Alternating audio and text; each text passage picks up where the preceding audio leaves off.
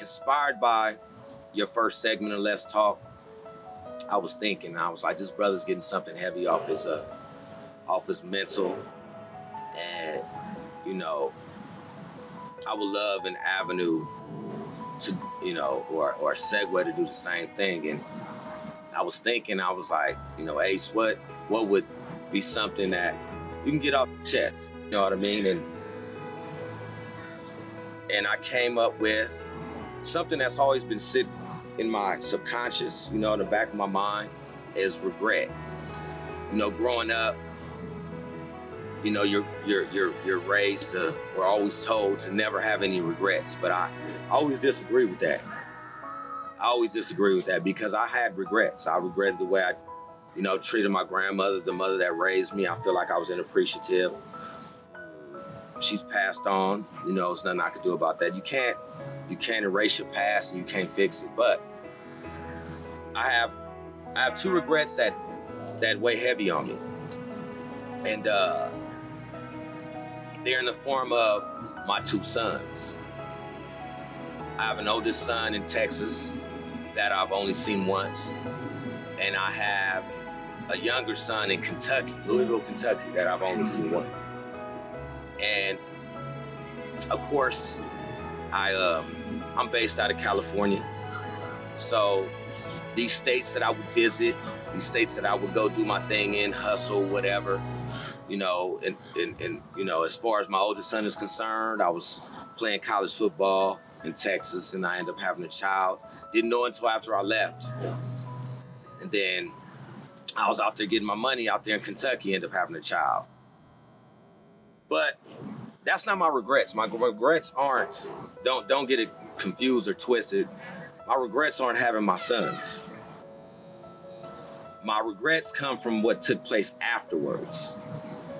And that is the fact that I did not do enough to stay in touch with my sons.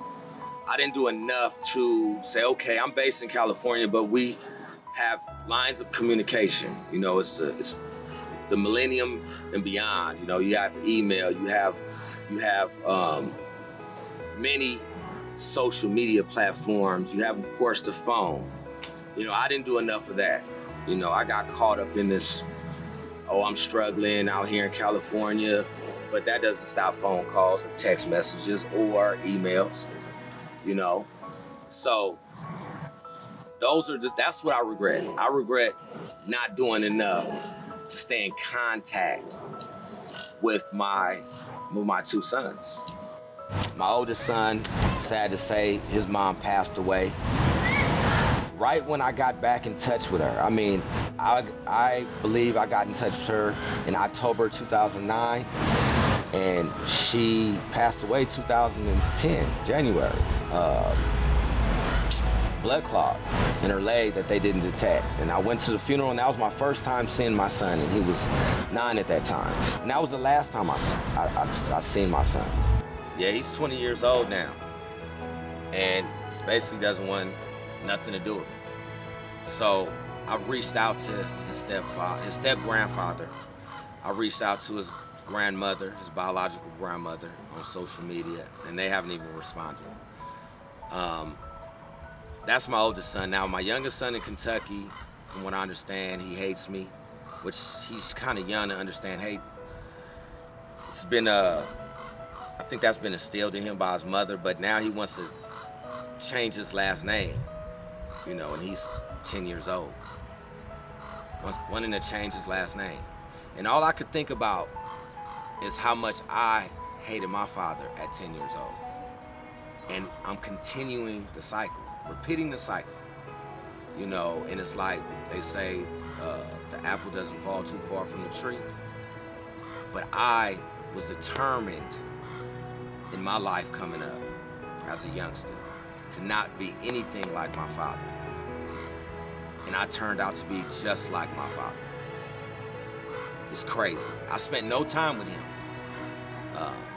After 1979, I seen him one time in 2003 when my oldest daughter was born. So I turned out to be just like this dude, catering to my daughters, because they're California based, and ultimately saying, sons, y'all figure it out. And that's regret to me. That's my regret, because now the influences on them come from outside of me. Their morals, their integrity, their ethics, they come from outside of me. They're external. And there's nothing I can do about that. And that's a regret, So, when we move forward in life, we have to think about stuff like, well, before we do it, will we regret this? And again, I must repeat myself, never regret having your children, because to me, they're here for God's purpose, not for anything else but God's purpose or the Creator's purpose, whatever you believe in. But it's how you react to having a child. Stay in communication. If you live in a different state, a different country, on the other side of the world, they have technology now to where you can contact them. You know what I mean? Reach out, because their lives should not. I don't think it's meant to be dysfunction from the beginning.